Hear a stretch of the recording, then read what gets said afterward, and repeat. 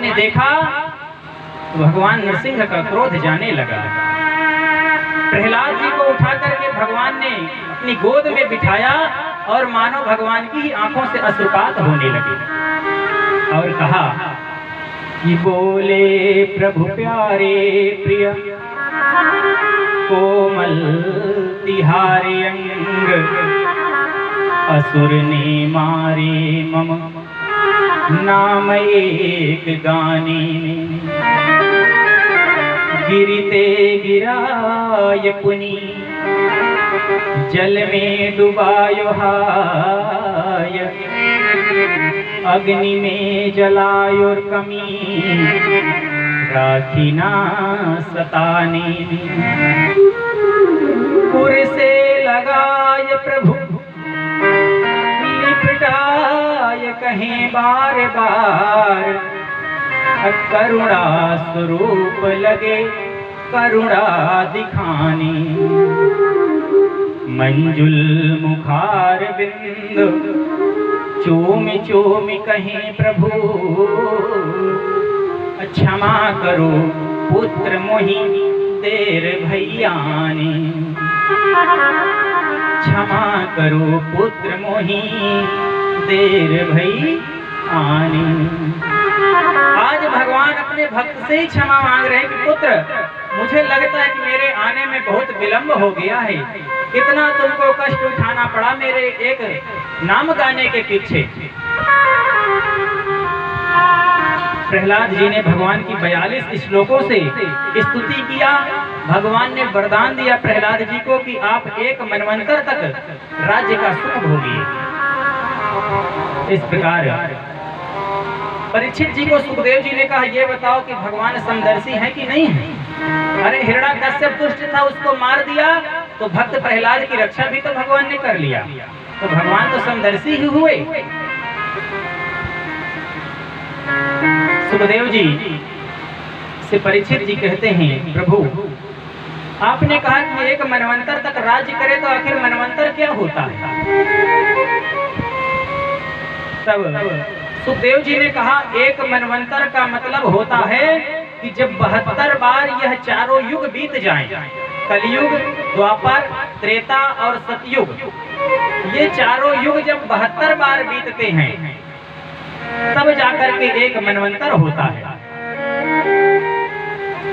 कलयुग की आयु कितनी है? 4,32,000 वर्ष की, इससे दुगना द्वापर की, इससे 3 गुना त्रेता की और इससे 4 गुना सतयुग की, अर्थात 17,43,000 वर्ष के लगभग सतयुग होता है। और जब यह चारों युग 72 बार व्यतीत होते हैं तब जाकर के एक मनवंतर होता है। एक मनवंतर में जितना मनवंतर होते हैं सभी मनवंतर में भगवान का अवतार होता है।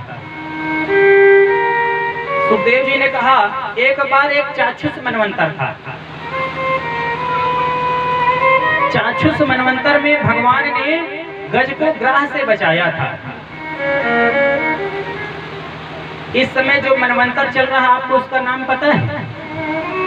यजमान जी रोज संकल्प में पंडित जी बोलते हैं, संकल्प सुनते हो कि नहीं? हम लोग पूजन कराते हैं, पूजन के पहले पंडित जी संकल्प बोलते हैं, पर हम लोग संकल्प सुनते ही नहीं है, पंडित जी बोलते चले जा रहे हैं। संकल्प को सुनो, उसमें पंडित जी क्या बोल रहे हैं? पंडित जी बोलते हैं आपका मनवंतर कौन सा चल रहा है, कौन सा कल्प चल रहा है, कौन सा महीना चल रहा है, कौन सा संवत्सर चल रहा है, कौन सा नक्षत्र है, कौन सा दिन है, आपका गोत्र क्या है, किस जगह आप बैठे हो, सब कुछ बोला जाता है पर हम सुनते ही नहीं है ना। इस समय वैवस्वत मनवंतर चल रहा है, श्वेत बाराह कल्प चल रहा है और श्वेत बाराह कल्प में 28वां यह कलयुग चल रहा है। संकल्प में बोला जाता है श्वेत बाराह कल्पे वैवस्वत मनवंतरे अष्टाविंशतितमे कलयुगे कलि प्रथम चरणे।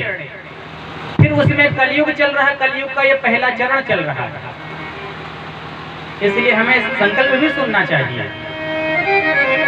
तो एक बार चाक्षुष मनवंतर में हरि भगवान का अवतार होता है। त्रिकूट पर्वत पर एक गजराज बहुत बलशाली था, अपने हथनियों के साथ में एक बार जल पीने के लिए एक सरोवर में जाता है और उसी सरोवर में एक गज के द्वारा उसको पकड़ लिया जाता है। जब गज के द्वारा पकड़ लिया गया ग्राह के द्वारा, तो गज ने अपनी हथनियों से, अपने बच्चों से गुहार लगाई कि मेरी रक्षा करो, मुझे बचा लो।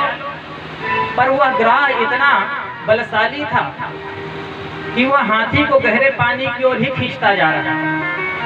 1000 वर्ष तक यह युद्ध चलता रहा। कभी ग्राह हाथी को अंदर ले जा रहा है, कभी हाथी खींच के बाहर की ओर ला रहा है। अब 1000 वर्ष तक युद्ध चला। हथनियां बेचारी खड़े खड़े कब तक इंतजार करें। अंततः गत्वा यह स्थिति आई कि हाथी का सारा परिवार हाथी को संकट में छोड़कर जाने लगा। हाथी ने आवाज लगाई, अरे मैंने तुम्हारे लिए क्या नहीं किया, आज संकट में सब तुम मुझे छोड़ के जा रहे हो। हथिनियों ने कहा, भगवान हम क्या करें बताओ, इतने दिन से भूखे प्यासे खड़े हैं, ना तो आप भीतर जा रहे हो ना बाहर आ रहे हो। अरे या तो भीतर ही चले जाओ या तो बाहर ही चले आओ, पर आप बीच में फंसे हो, न बाहर न भीतर, हम कब तक भूखे प्यासे पड़े रहे। यही स्थिति हमारी भी होती है। जब हम संकट में होते, हमारा घर परिवार के लोग हमारा ही साथ छोड़ देते हैं।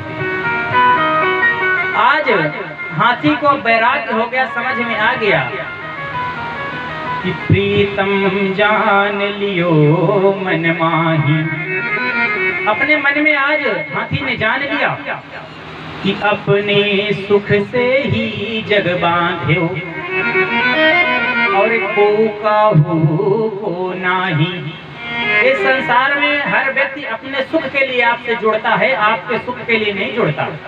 पत्नी अपने सुख के लिए पति से प्रेम करती है और पति अपने सुख के लिए पत्नी से प्रेम करता है। पुत्र अपने सुख के लिए प्रेम करते हैं। हाँ, थोड़ी सी खेती में कम हिस्सा दे दो, देखो तुरंत कुल्हाड़ी निकाल लेते हैं, लाठी डंडा निकल आता है।